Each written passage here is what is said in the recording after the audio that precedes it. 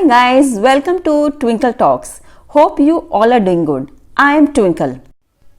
आज की वीडियो मैंने रोंडा बर्न की famous book how the secret change my life से ली है। आकर्षण का नियम जीवन का महान रहस्य है जो कहता है कि समान ही समान को आकर्षित करता है। Like attracts like.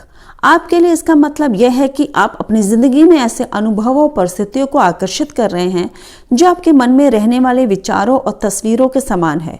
आप जिस भी व्यक्ति या वस्तु के बारे में लगातार सोचते हैं उसे अपनी जिंदगी में आकर्षित कर लेते हैं। यदि आप अपनी मनचाही चीज के बारे में लगातार सोचते रहते हैं तो वह आपकी जिंदगी में आ जाएगी। इस परम शक्तिशाली नियम की वजह से आपके विचार आपके जीवन में साकार रूप धारण कर लेते हैं। आपके वर्तमान विचारों से ही आपका भावी जीवन बन रहा है।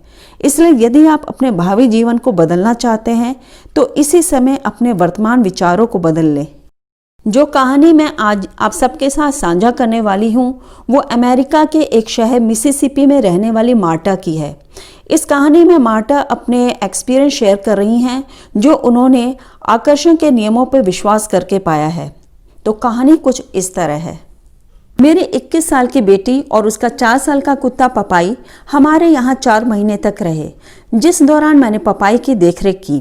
जब मेरी बेटी दूसरे शहर जाकर रहने लगी तो वह लाडले पपाई को अपने साथ ले गई। हमें 2 महीने तक उसकी कोई खबर नहीं मिली। फिर एक दिन जब मैंने पपाई के बारे में पूछा तो बेटी ने बताया कि वह जिस मकान में ठहरी थी उसके आंगन से वह कहीं भाग गया था और अब तक नहीं मिला था। मैंने एक पोस्टर तैयार किया और उसकी 100 फोटोकॉपी कराई। जिस इलाके में पपाई गायब हुआ था वहां मैंने चारों तरफ पोस्टर लगा दिए। मेरी बेटी ने बताया था कि उसे भागे हुए 1 महीना हो चुका है। मैं हैरान थे कि उसने हमें ये बात पहले क्यों नहीं बताई। आंकड़े बताते हैं कि अगर गुमशुदा पालतू पशु पहले 3 सप्ताह में नहीं मिलता है तो उसके मिलने की ज्यादा संभावना नहीं रहती है। पोस्टर लगाने के बाद मेरे पास उस इलाके से कई फोन आए जिनमें बताया गया कि उन्हें एक लवारिस कुत्ता दिखा था। फोन करने वालों ने जो जगह बताई मैं वहां दौड़ी दौड़ी गई, लेकिन पपाई कहीं नहीं मिला। फिर एक दिन एक महिला ने फोन करके बताया कि उसे एक कुत्ता मिला है। मैं झटपट उसके पते पर गई, लेकिन वहां जाकर पता चला कि वह भी पपाई नहीं था। समय गुजरने के साथ मेरे पोस्टरों की संख्या बढ़ती गई, लेकिन फोन कम आने लगे। मैंने इलाके की छानबीन करने के अलावा अखबार में विज्ञापन भी दिए। मैं लोगों से बातचीत करके उन्हें पोस्टर थमाती रही। अब तक मुझे द सीक्रेट की कोई जानकारी नहीं थी। इसकी जानकारी तो मुझे तब मिली जब मैं अपने बेटे को कॉलेज घुमाने मिसिसिपी स्टेट यूनिवर्सिटी में ले गई और कैंपस के बुक स्टोर में गई। पहली दफ़ा मैंने उस स्टोर से कई चीज़ें खरीदी, लेकिन द सीक्रेट नहीं खरीदी। मुझे वह पुस्तक दिखी ही नहीं थी। बाद में उसी दिन मेरा बेटा एक पुस्तक खरीदने के लिए हमें दोबारा स्टोर ले गया और जब हम बाहर निकलने की कतार में लग रहे थे तब मुझे द सीक्रेट दिख गई। मुझे जरा भी पता नहीं था कि मैं इससे क्या करूंगी, लेकिन इसके कवर ने मुझे आकर्षित कर लिया और मैंने इसे खरीद लिया। वीकेंड खत्म होने पर मैं पुस्तक को घर ले आई और पढ़ने लगी। इसके बाद मुझे इस बात का एहसास हुआ कि पपाई अब तक घर क्यों नहीं लौटा था। उसके जाने के बाद मैंने उसका बेड गैराज में रख दिया था। वैसे बेड मेरी अलमारी में रहा करता था, लेकिन मैंने इसे इसलिए हटा दिया था क्योंकि अलमारी में उसे देखने से आहत महसूस करती थी। मैंने बेड दोबारा अलमारी में रख दिया और बाजार से उसका खाना भी खरीद लाई। मैं अब भी पोस्टर लगाती थी, लेकिन पपाई के घर लौटने के लिए हर दिन धन्यवाद भी देती थी। वे घर लौट आया है, इस बात पर मुझे इतना विश्वास था कि मैं ग्रेटिट्यूड के मारे रो पड़ती थी। 2 सप्ताह तक कोई फोन नहीं आया, लेकिन इससे मेरे विश्वास में कोई कमी नहीं आई।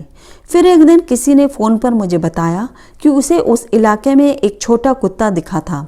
ये तब की बात थी जब पपाई को खोए हुए सिर्फ 2 सप्ताह हुए थे, लेकिन मैं मुझे बस इतना बताना चाहता था कि मैं उम्मीद ना छोड़ूं।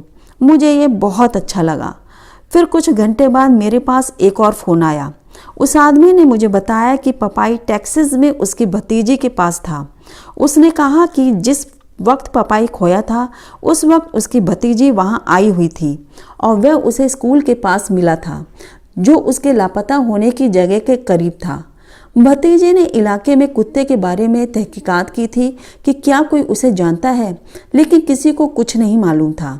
इसलिए जब भतीजी घर लौटने लगी तो वह उसे अपने साथ ले गई। उसके अंकल कई महीनों से यात्रा कर रहे थे। जब घर लौटकर उन्होंने शहर में मेरे पोस्टर देखे तो उन्होंने अपनी भतीजी को फ़ोन करके बताया कि पपाई का परिवार उसकी तलाश कर रहा है।